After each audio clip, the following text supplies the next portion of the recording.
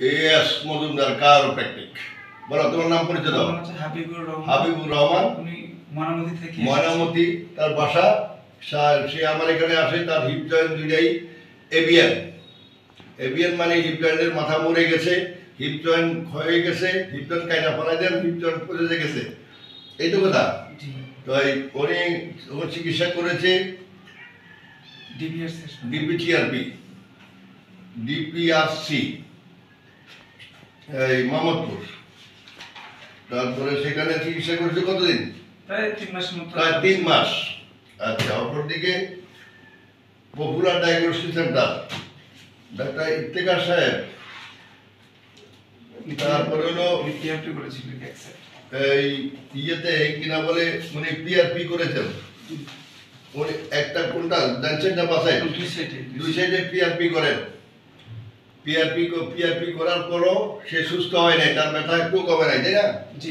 ব্যথা কমার চাইতে বাড়ছে, প্রত্যেক দিনে বাড়বে। সুতরাং পিআরপি যারা করেছে, এর আগেও আমরা পিআরপি করার রোগীদের ভিডিও দিয়েছি। তো এই অপর দিকে সে এই কোথায় বঙ্গবন্ধু মেডিকেল বিশ্ববিদ্যালয় কতদিন? 2 মাসের মতো ওষুধ খেয়েছে। 2 মাসের মতো দেখাইছে ওষুধ খাইতে। তো এবিএন বা অ্যাঙ্কোলাইজিং অথবা হিপ জয়েন্ট ব্লকেজের কোনো ওষুধ খেয়ে কাজ হয় না, এটার কোনো সুবিধা নাই। সুতরাং সে আমাদের এখানে আজকেই আসে প্রথম। আমরা তার চিকিৎসা করা শুরু করি নাই। আমরা চিকিৎসা তার শুরু করব একটু পরে। তার হিপ জয়েন্টের এটা একেবারেই আটকে গেছে, এটা একেবারেই চলে না, শুধু এই সাইডটা একটু মুভ করে। সর্বসাকুল্যে সে আমরা 3টা চিকিৎসা বা 4টা চিকিৎসা দেওয়ার পরে আরেকটা ভিডিও দিব এই তার অগ্রগতি সম্পর্কে, উন্নতি সম্পর্কে।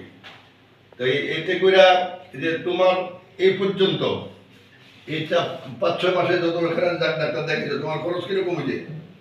70-80 হাজার টাকা তার মধ্যে খরচ হয়ে গেছে অলরেডি। তো আমাদের চিন্তা করা উচিত, একটা রোগী যখন এভিয়ান হিপ জয়েন্ট নিয়ে আসে, এটা সারা জীবন তাকে বহন করতে হবে।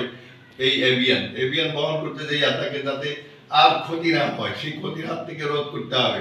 এই কারণে প্রতি সে সুস্থ হয়ে যাওয়ার পরও প্রতি 2 মাস 3 মাস বা 1 মাস পর পর আমাদেরকে দেখাইতে হবে। এটাই আমাদের এই অ্যাডজাস্টমেন্টের নিয়ম। অ্যাডজাস্টমেন্ট যাতে আর কোনো জায়গায় সে না আটকায়, সে যাতে স্বাভাবিক জীবনে ফেরত যেতে পারে। এই এর জন্য যে যেখানেই চিকিৎসা করি, আমরা যেভাবেই করি, আমাদের রোগীদের প্রতি অত্যন্ত মনোযোগী হওয়া উচিত বলে আমরা মনে করি। খোদা হাফেজ।